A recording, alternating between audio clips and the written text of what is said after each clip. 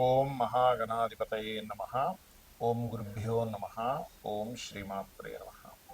పరమేశ్వర స్వరూపమైనటువంటి జ్యోతిష, వాస్తు మరియు ఇతర అనేకమైనటువంటి శాస్త్రములను మనకు అందించినటువంటి మహర్షులకి నమస్కారం. హయగ్రీవ హయగ్రీవ హయగ్రీవేతియో వదేత్ తస్య నిస్సరతే వాణి జన్హుకన్యా ప్రవాహవత్. అరుణాం కరుణాతరంగితాక్షీం ధృతపాశాంకుశపుష్పబాణచాపాం అనిమాదిభిరావృతాం మయూకైః అహమిత్యేవ విభావయే భవానీం. శ్రీమాత్రే నమః. ప్రేక్షకులకి ఆ లలితాంబిక అమ్మవారి యొక్క అనుగ్రహం పరిపూర్ణంగా కలగాలని మనస్ఫూర్తిగా కోరుకుంటూ మనం ఈరోజు విశ్వవసు నామ సంవత్సరంలో ద్వాదశ లగ్నాల వారికి గుర్తుపెట్టుకోండి. లగ్నం తెలియని వారు మాత్రమే రాసి చూసుకోండి, ఎందుకంటే రాశి కంటే గొప్పది లగ్నము. ఇది గుర్తుపెట్టుకోండి. లగ్నం తెలుసు, హ్యాపీగా లగ్నం నుంచి నేను చెప్పినటువంటి చూసుకోండి. కానీ ఇక్కడ మనకి రాశి ఫలాలకు ఎక్కువ ప్రాధాన్యత ఇస్తూ ఉంటారు కాబట్టి రాశి చూసుకోవచ్చు, తప్పేం కాదు. అయితే అందరికీ కూడా ఏంటంటే ఈ సంవత్సరం విశ్వవసునామ సంవత్సరం ఎలా ఉంటుంది, మనకి పంచాంగంలో చూసుకున్నట్లయితే ఆదాయము అంటే వాళ్ళకు వచ్చే ఇన్కమ్ ఎంత, వ్యయము ఖర్చు ఎంత అవుతుంది, అదేవిధంగా రాజపూజ్యము అంటే మనల్ని మెచ్చుకునే వాళ్ళ పరిస్థితి, మనకి రెస్పెక్ట్ఫుల్గా ఉండేటువంటి పరిస్థితులు ఎలా ఉన్నాయి, అదేవిధంగా అవమానము, మనం ఎక్కడైనా సరే కొన్ని తప్పిదాలు చేయడం వల్ల మనం ఎక్కడ డిసప్పాయింట్ అవుతాము, ఇబ్బంది పడతాము అనేటువంటి విషయాలు పంచాంగంలో ఇస్తారు. మరి అవి యాజ్ ఇట్ ఈజ్గా అలాగే సాగాలని ఉంటుందా, దాన్ని మనం ఏదైనా మార్చుకోగలమా, అదేవిధంగా మనకి మన జీవితంలో ఉన్నటువంటి ధనం కావచ్చు, వివాహం కావచ్చు, అదేవిధంగా జాబ్ కావచ్చు, అబ్రాడ్ వెళ్ళడం కావచ్చు, ఇన్వెస్ట్మెంట్స్ కావచ్చు, ఇట్లాంటి అనేకమైన అంశాల్లో ఎలా ఉండబోతుంది ఈ సంవత్సరం, మీకు ఏ విషయాల పట్ల జాగ్రత్త వహించాలి, ఏ దేవతా ఆరాధన, గోసేవ ఏం చేసుకోవాలి, అదేవిధంగా ఎటువంటి దానములు ఇవ్వాలి అనేటువంటి విషయాల్ని ఒక్కొక్కటిగా నేను మీకు వివరిస్తాను. ఈ యొక్క విషయాలు చెప్తుంది నేనైనప్పటికీ కూడా చెప్పిస్తుంది సాక్షాత్ లలిత అమ్మవారిగా భావిస్తూ తెలుసుకుందాం. కుంభలగ్నము, కుంభరాశి, కుంభం వారి కనుక చూసుకున్నట్లయితే ఇక్కడ విశ్వవసు నామ సంవత్సరంలో ఆదాయము, వ్యయము, రాజ్యపూజ్యం, అవమానం ఎలా ఉంది అని చూసుకున్నట్లయితే 8, 14 అంటే 8 ఆదాయం ఉంటే 14 వ్యయం చూపిస్తుంది. మరి ఎలా అంటే ఒక 8 లక్షలు వస్తే 14 లక్షలు ఖర్చు ఆ సంవత్సరం మొత్తం అనుకుంటే దీన్ని మనం ఖచ్చితంగా చిన్న చిన్న రెమెడీస్తో మార్చుకోవచ్చు, ఏమి టెన్షన్ పడాల్సిన అవసరం లేదు. అలాగే ఈ విశ్వసునామ సంవత్సరంలో గురు దృష్టి ఉంది. అంటే గురు దృష్టి ఉంటే ఏమిటి అంటే మనం ఏదైనా ఒక ప్రయత్నం చేసేటప్పుడు ఆటోమేటిక్గా దైవానుగ్రహంతో ముందుకు వెళ్ళేటువంటి శక్తి ఆ గురువు ఇస్తున్నాడని అర్థం. అలాగే రాజ్యపూజ్యం, అవమానం కనుక చూసుకున్నట్లయితే 7 రాజ్యపూజ్యము, అవమానం 5.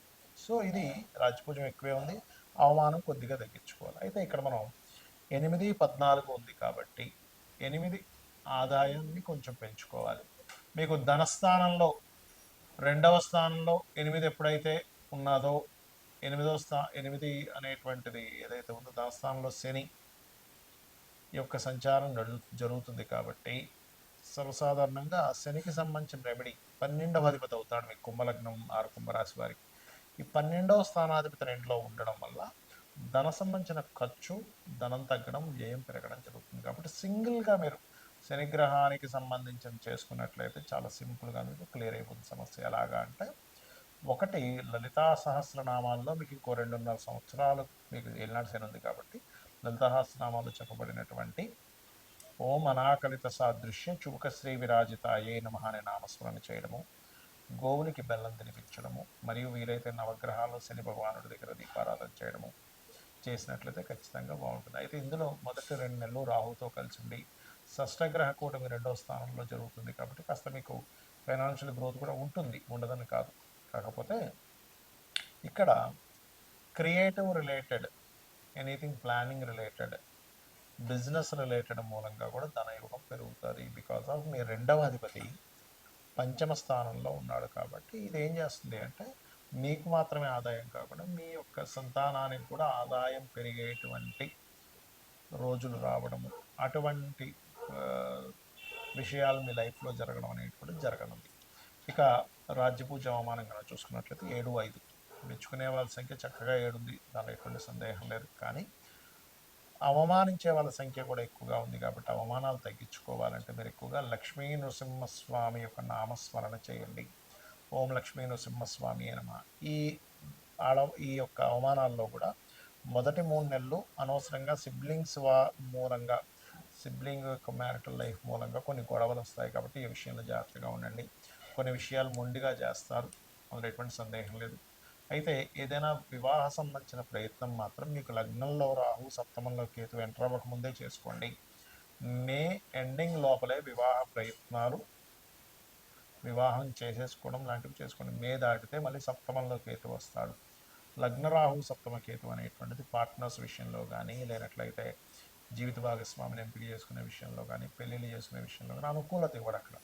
వివాహం చేసుకున్నా ఏదో ఒక డిస్టర్బెన్స్ క్రియేట్ అవుతూ ఉంటుంది కాబట్టి ఏదైనా మే ఎండింగ్ లోపలే మీరు వివాహ నిర్ణయాలు తీసుకోండి, పార్ట్నర్షిప్ నిర్ణయాలు తీసుకోండి. అలాగే ఉద్యోగ సంబంధించిన విషయంలో ఈ దశమాధిపతి మొదటి 3 నెలలు కొంత నీచంలో పడుకుంటున్నాడు కాబట్టి 3 నెలల్లో విశ్వవసునామ సంవత్సరం ప్రారంభమైన 3 నెలల్లో ఉద్యోగ విషయంలో జాగ్రత్త వహించండి. ఇది ముఖ్యంగా గుర్తుపెట్టుకోండి. 3 నెలలు దాటిన తర్వాత ఒక 45 రోజుల పాటు మీకు ఈ యొక్క గవర్నమెంట్ రిలేటెడ్ సంబంధించిన వాటి కోసం చేసే ప్రయత్నాలు ఫలిస్తాయి అక్కడ. అలాగే వ్యాపారాలు చేసేటువంటి వారికి ముఖ్యంగా వ్యాపార సంబంధించిన విషయంలో కొంత అనుకూలత అనేటువంటిది ఏర్పడుతుంది. Long term shares, long term ఏదైనా సరే మ్యూచువల్ ఫండ్స్ ఇన్వెస్ట్మెంట్స్కి చాలా బాగుంది చెప్పాలంటే. సంతానం కోసం చేసే ప్రయత్నం కూడా ఫలిస్తుంది.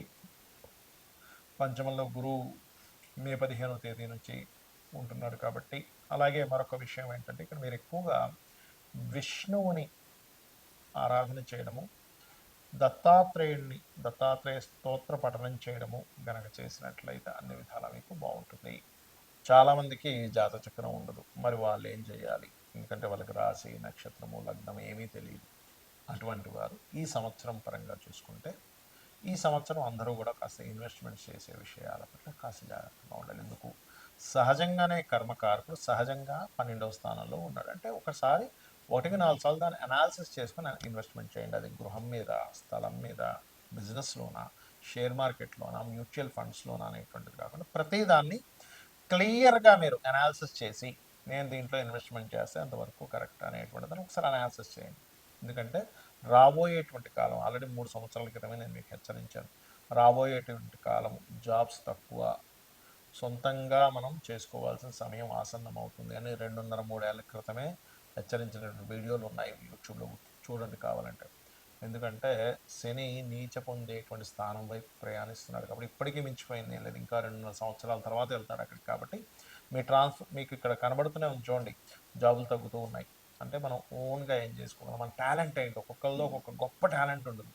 ఒక వ్యక్తికి మ్యూజిక్ వస్తే ఇంకో వ్యక్తికి చెస్ ఆడడం బాగా రావచ్చు, అందులో టీచింగ్ వెళ్ళొచ్చు. లేదా ఒక వ్యక్తి మంచి ఫుడ్, ఒక వ్యక్తి మంచి క్రియేటివిటీ పర్సన్ అయి ఉంటాడు, ఇంకో వ్యక్తి మంచి ఫైనాన్షియల్ గైడింగ్ ఇచ్చే వ్యక్తి అయి ఉంటాడు. మీలో ఉండేటువంటి టాలెంట్ ఫస్ట్ మీరు గుర్తించి ఈ వైపు మార్గాన్ని ఫస్ట్ ఎంచుకోండి. అలాగే ఎవరికైనా సరే వారికి జాతచక్రం లేదు, మాకు తెలియదండి, మాది ఏలినాడు శని నడుస్తుందో, అర్ధాష్టమ శని నడుస్తుందో, అష్టమ శని నడుస్తుందో తెలియదు అనుకునేటువంటి వారికి ఒకటే చెప్తా. నిత్యము ఉదయము సాయంత్రము అమ్మవారికి దీపారాధన లేదా మీ ఇష్టదైవానికి దీపారాధన, పంచోపచార పూజ చేయండి. అంటే గంధము, పుష్పము, ధూపము, దీపము, నైవేద్యము.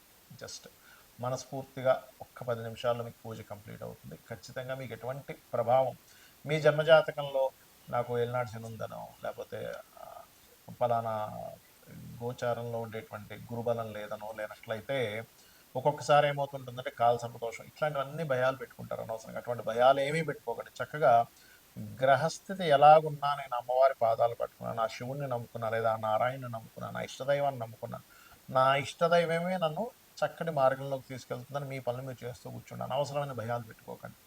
అలాగే ఇక్కడ ఒక చిన్న టిప్ ఇస్తాను ఏంటంటే, వాస్తుపరంగా ఎప్పుడు కూడా మీకు ధనాభివృద్ధి కలగాలి అంటే ఉత్తరంలో ఎటువంటి బాత్రూమ్స్, లెటర్న్స్ ఉండకూడదు. ఉత్తరంలో వైట్ కలర్ ఉండేలా చూసుకోండి. ఖచ్చితంగా మీకు 100% కూడా మీకు మీ యొక్క ఫైనాన్షియల్ గ్రోత్ పెరిగి తీరుతుంది. అలాగే ఆగ్నేయంలో కూడా వాటర్ లేకుండా కాస్త ఒక గ్రీన్ బల్బ్ ఉండేలా చూసుకోండి.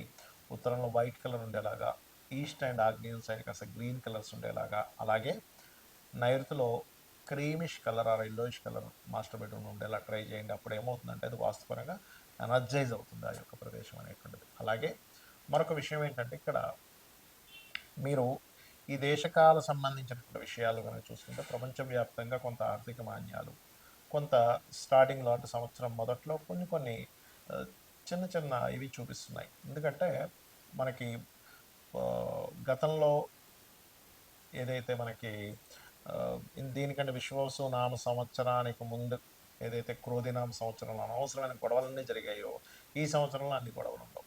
తగ్గుతాయి కొంతవరకు. కాకపోతే ఈ ఆర్థిక మాంద్యాలు, ఈ జాబ్ మీద ప్రభావాలు ఇవి ఉంటాయి కాపోతే. కాబట్టి ఈ యొక్క విషయంలో కాస్త మీరు జాగ్రత్తగా మీ లైఫ్‌ని ప్లాన్ చేసుకుంటారని మనస్ఫూర్తిగా కోరుకుంటూ శ్రీమాత్రే నమః.